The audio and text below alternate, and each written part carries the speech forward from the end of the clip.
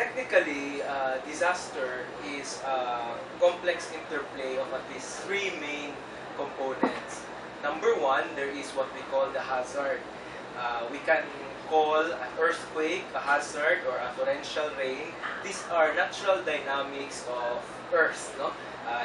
It has to shake some other time, and then volcanoes erupt some other time. So these are natural phenomena. These are what we call hazards. Incidentally, there is another component called exposure or exposed element, and these are, for example, people or property. So when a hazard hits a certain exposed population or a certain population, then a disaster could probably happen. So that is why this brings us to the third element called vulnerability.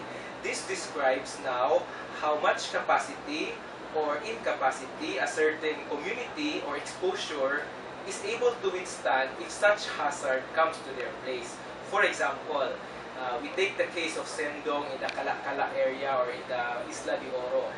It is true that time that there was a storm called Sendong and the river actually inundated or overflowed. So that is our hazard. Incidentally, when the river flow along this line, there is a community called Kala or Isla de Oro. So these are the exposed population.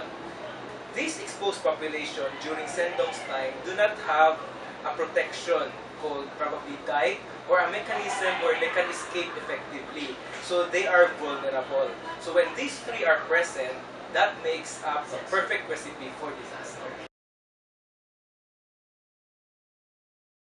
There are practically 4 pillars of disaster risk management as of the moment, or general pillars. The first is, of course, prevention and mitigation. That is to say, in the case of Kala or Isla de Oro, we can prevent that disaster to happen if people do not live there. That is very clear. We can prevent it from happening, even if the water will overflow, even if there is no protection. But if there are no more people living there, then exposed people, then the disaster will not happen. Prevention. Mitigation is a way of saying, like, we can do something even if people still stay there or somewhere there, like placing a dike system or some kind of protection structurally, for example. So yeah, like a dike, or making a better drainage system, for example, or a canal. So that would mitigate the impact of the hazard. It will not eradicate the hazard. The river will still overflow, but it will not immediately impact or affect the exposed population because there is a mitigation or there is something that we did. So that's one pillar. The other is really preparedness. If we cannot prevent or mitigate, then we have to prepare. But the question is, prepare for what? And that is the third pillar, which is the response. We have to couple these two, that we need to prepare, because accepting the fact that we cannot prevent or mitigate it, then we have to prepare how to respond when the eventuality happens. The fourth, of course, is what we call rehabilitation. When some community or a community is already struck by a certain hazard or by this disaster, we have to build something better. Not just build at the same way, because this would propagate a cycle of disaster to just happen again. So we need to rebuild in a place that is not flood prone, or maybe rebuild a house that could withstand earthquake magnitudes that happen to our place. So I think these 4 areas can be done. In a way, I should say and dare say that we are far more better than before Sendong. I think we have learned our lesson very well. The City Dream Office now is really very active. I'm so happy. I'm proud really that they're doing their job well. No? Of course, we cannot say that we are perfect, and I mean, who could imagine that after Sendong, we thought that Sendong was the deadliest. And then Pablo came, we thought Pablo was the deadliest. But then came Yolanda, that became the deadliest. We still do not know what will really happen. But I think we're far much better compared before Sendong. In the region, I think we are, one of the really most prepared, if you should say. In fact, I think for last year, Cagayan de Oro was awarded as one of those really most prepared. There's some kind of award that was given to them, to us, for Cagayanos, for Cagayan de Oro.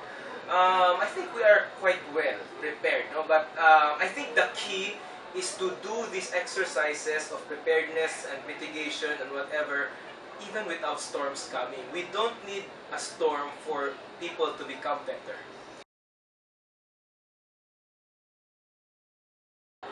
First is they should prepare.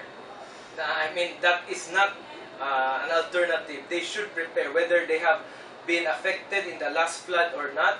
I think during Sendong, no one in Cagayan, if I'm not mistaken, no one in Cagayan doesn't know someone who has been affected or have been affected. So whether it's you who is directly affected, or at least you are prepared to help others on that eventuality. There are so many, I cannot enumerate all, but I think foremost you have to engage and participate in so many programs that are already ongoing. There are so many training programs on how to assess the risk, on how to do preparedness strategies.